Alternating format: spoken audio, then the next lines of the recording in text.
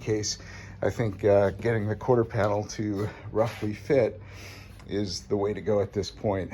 The car's been assembled a little bit further because I need to move to another garage soon. So trying to get the car ready for transport. I figured it's best to transport it with as many pieces on it as will reasonably fit, so as to not have to move boxes and boxes of parts and get something damaged or lost in transit. Anyway, that's my story and I'm sticking to it. Cheers. As part of the move and bolting the trim back on, you can see I've used sheet metal screws to put the inner panels in, and of course the trim back on to help hold everything together. Just a mock-up, but realistically it's easier to move with things assembled or partially assembled than with stuff in boxes and flapping in the breeze.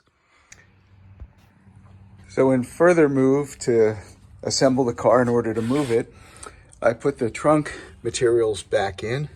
The gas tank cap, of course, or flap, and just used a tin screw or self-tapping screw to hold the filler neck guard in. The trunk floor was so rusty that these the mat and the cardboards were filthy with road dirt, so a little bit of household cleaner and a damp sponge has cleaned them up remarkably. And last I checked, they weren't remanufacturing the trunk mat, so I'm working with my old one at the moment. And I have some carpet under there to keep it from chafing on the new trunk floor. The mat actually had rust embedded into it, rust flakes embedded into it, so I flipped it upside down, took a mild vinegar solution in a stiff brush, and rubbed the back of the mat clean. It's not perfectly clean. We got most of the rust and certainly all the flakes off of it, but these rugs under here should protect the finish of the new trunk floor until I can secure a better trunk mat. So we're going to be filling up the trunk with the spare tire, the jack, and then as many of the loose parts as I can gather up and assemble in boxes. It's important to keep the parts of the car together. I've had to move before and seem to have lost a few things in transit. So if they're inside the car, either the passenger compartment or the trunk, I think I'm best suited to not lose anything. Cheers.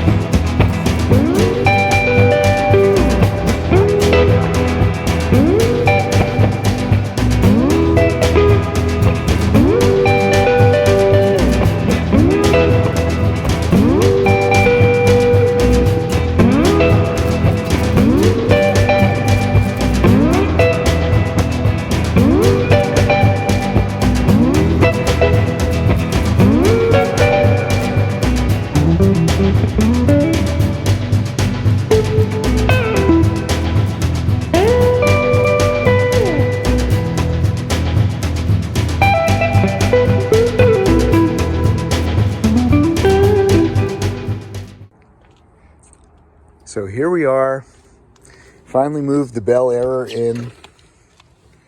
Let's see how it likes its new digs.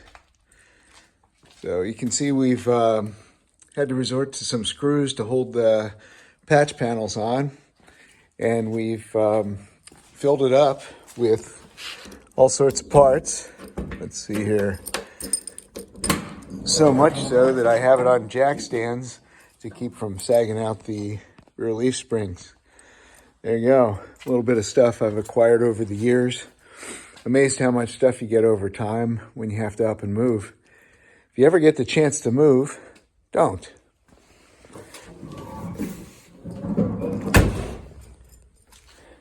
So here she is.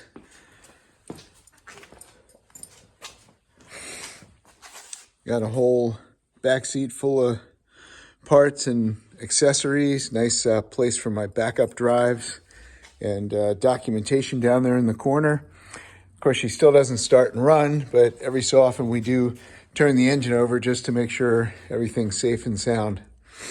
So there you have it.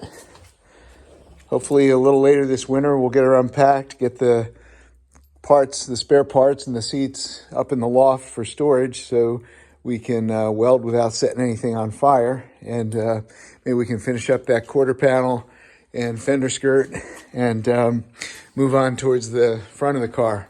The fenders haven't been on the car for years. In fact, these are replacement fenders I got off of another vehicle about 20 years ago. The originals are pretty rusty. I still have them, great patina, but it was easier to just take care of a couple dents on these replacements than to fix all the rusty areas on the old ones. Maybe I'll tackle that though, just for the sheer fun of it at some point, just to keep the welder going. If you do order stuff from Rock Auto, of course, you get these stickers, certainly not the whole collection, but wondered what to do with all of them. Now I know.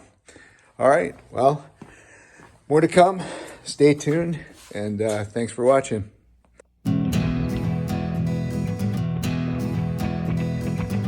Thank you.